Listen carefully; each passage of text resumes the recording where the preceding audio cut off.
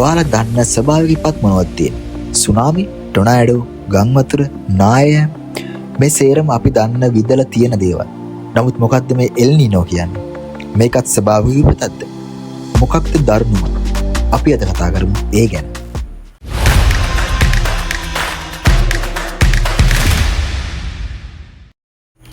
අපි මුලින්ම බලමු මොකද්ද මේ ස්වභාවික විපතක් කියන්නේ කියලා. ස්වභාවික විපතක් කියන්නේ සරලවම මිනිස්සුන්ට සතුන්ට දේපළවලට හෝ පරිසරයට හානියක් වෙන දෙයක්. ඉතින් අපි මුලින් කතා කළ සුනාමි, ටොනෑඩෝ වගේ සිද්ධි අපි කවුරුත් දන්න මෙන්න මේ ස්වභාවික විපත් ගණයට තමයි වැටෙන්නේ. ඒ එල් නීනෝ නම් ස්වභාවික විපත් ගණයට නෙමෙයි වැටෙන්නේ. එතකොට මොකද්ද මේ එල් නීනෝ කියන්නේ?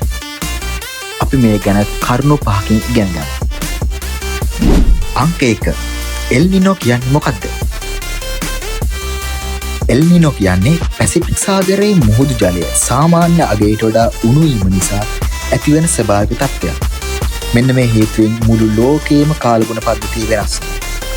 සරලවම කියනවා නම් මුහුදු ජලය උණු වෙනකොට අහසත් වෙනස් වෙනවා.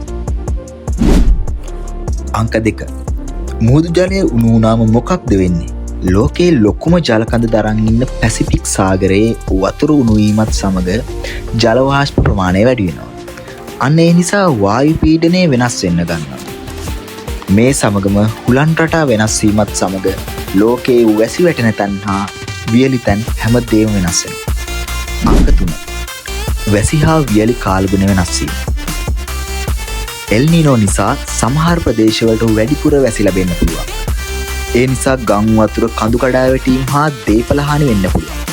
ඒ වගේම තවත් පැත්තකින් තවත් රටවලට වැස්ස ගොඩක්ම අඩු වෙන්න පුළුවන්. කොටින්ම වියලි කාල්ගුණයක් කළා ජල හිඟයක් පවා ඇති වෙන්න පුළුවන්. ඒ කියන්නේ ඔයාලට තේරෙනවා ඇති එල් නීනෝ කියන්නේ එකම වෙලාවේ ගම් වතුර නියඟ කියන දෙකම ඇති කරන්න පුළුවන් ස්වභාවික සංසිද්ධියක් බව. අංක 4. ස්වභාවික විපත් වැඩිවීම.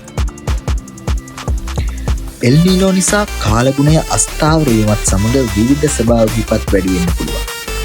මේවා අධික වැසි නිසා ගම් වතුර, වියලි කාලගුණය නිසා වනාන්තර ගිනි ගැනීම, ජල හිඟය වගේ තත්ත්ව.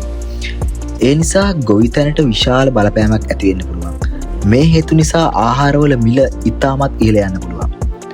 ඒ නිසා එල් නීනෝ කියන්නේ මුහුදේ සිදුවන සාමාන්‍ය වෙනසක් විතරක්ම නෙමෙයි. අංක 5. ශ්‍රී ලංකාවට වන බලපෑම. මුලින්ම අපි කතා කරපු වැසි වැටිවීම හා නියගය යන තත්ත්ව ප්‍රධාන වශයෙන් බලපාන්න පුළුවන්. මේවා නිසා ලංකාවේ ජලවිදුලි පද්ධතියට හා ගොවිතැන් වැනි අංශවලට දැනෙන බලපෑමත් බලාපොරොත්තු වෙන්න පුළුවන්. මේ කරුණු නිසා ඔයාලට තේරෙන්න ඕන එල් නීනෝ කියන්නේ සුනාමි වැනි ස්වභාවික විපත් ගණයට වඩා භයානක තත්ත්වයක් බව. කොටින්ම සුනාමි හා අනෙකුත් ආපදා ක්ෂණික විනාශ සිදු කළත් එල් නීනෝ කියන්නේ ටිකෙන් ටික බොහෝ කාලයක් ලෝකයේ ස්වභාවික අයිතිය ලබා ගන්න පුළුවන් තර්ජනයක් බව. ඉතින් අද වීඩියෝ එක හොඳයි නම් ලයික් කරලා ෂෙයා කරන්න අමතක නොකර සබ්ස්ක්‍රයිබ් කරන්න. ඒ වගේම අලුතින් දැනගන්න අවශ්‍ය දෙයක් තියෙනවා නම් පහලින් කමෙන්ට් කරන්න. මම අනිවාර්යයෙන් ඒ ගැන වීඩියෝ එකක් ගන්නම්. බයි.